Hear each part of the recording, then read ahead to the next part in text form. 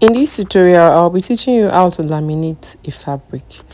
I laminated this fabric from the bodies of this corset to the corset cup itself. I laminated this chantilly lace on top of the crepe that I used as the lining, and this is the outcome. And it's not only chantilly and crepe that you laminate. There are a lot of fabrics that fashion designers laminate. You can laminate ashoke, you can laminate velvet, especially velvet when you want to use it to sew a corset or you want to use it to sew a dress that has lining. This is the outcome of the corset that I laminated. I laminated these bodies. I laminated the chantilly on top of the crepe fabric that I used. I laminated the cup as well, and in this tutorial I'll be taking you through step-by-step process on how to laminate your fabric. It's not hard at all. It's just that it's something you have to take your time to do, and you have to be as neat as possible when you are doing it. As I was saying, there are lots of fabrics that you can laminate. It's not just the one you are using for corset. You can laminate a whole ashoke fabric that you want to use to sew a whole dress or a skirt and blouse. You can also laminate a whole fabric that you are using to sew a whole dress if it's velvet and the fabric we have lining. So to laminate fabric, what you need is hemming gum and then the fabrics that you want to laminate. Definitely for you to laminate fabrics, that means you are attaching one fabric on top of the other. So you'll be needing two fabrics to achieve fabric lamination. So I used this wide hemming gum, but if you don't have this wide hemming gum, you can as well use that very slim hemming gum. It's just that you have to cut it line by line till it fills up the fabric that you want to laminate. However wide the fabric is, you just have to cut it. If you're using the slim one, you have to cut it line by line till it covers up everywhere. But if you have access to this wide one, it's easier, like it saves you the stress and the time. My name is Oluwatosin. In case it's the first time you are coming across my tutorial, and you're welcome. In case you're new here, please consider subscribing, and do not just subscribe, turn on the notification bell so that YouTube will notify you when next I upload sewing tutorial on this channel, because on this channel I upload sewing tutorials on daily basis. And to all my returning subscribers, thank you so much for always stopping by my channel. Thank you so much for always coming back to watch my tutorials. So when you are done placing your hemming gum on top of the fabric, the first fabric like this, that means the fabric you're laminating. And mind you, I'm placing this hemming gum on the right side. The right side of the fabric is up while I placed the hemming gum on it.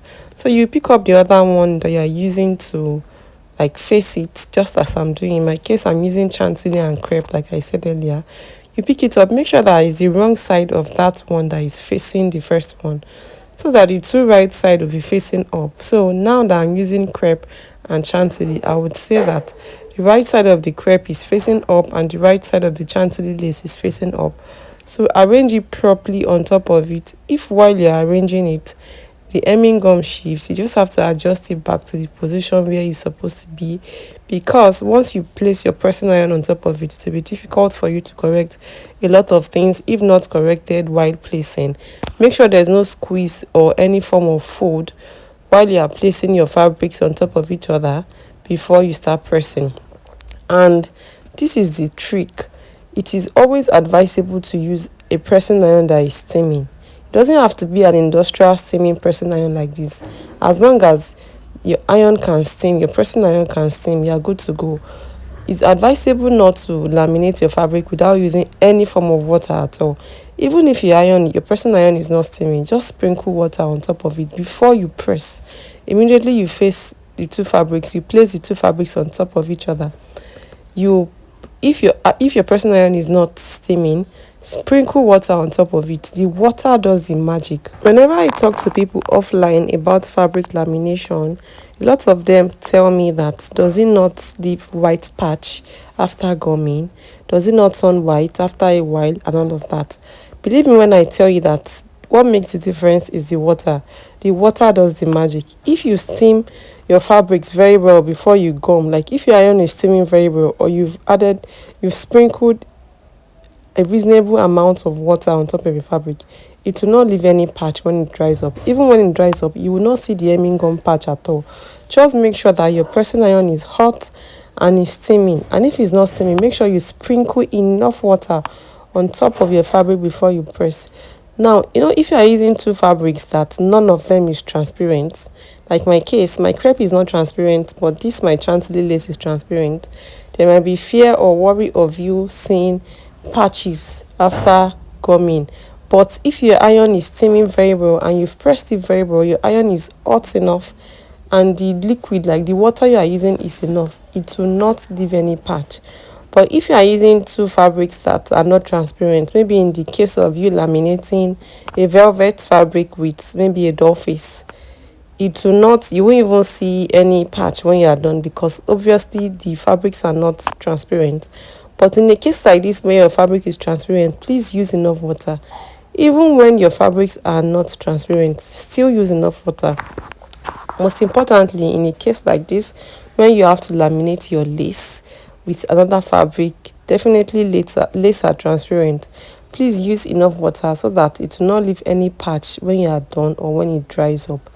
If you follow these steps perfectly, your laminated fabric will come out perfect. And make sure that there's no form of wrinkle or any form of pleat before you even place your iron on top of the fabrics that you are laminating. Some fashion designers laminate their fabrics even before cutting out at all. Before cutting out their pattern or their style on top of it, they laminate the whole of their fabrics first. It depends on the style that you are trying to achieve or the style you are working on. At the same time, you can cut out your pieces.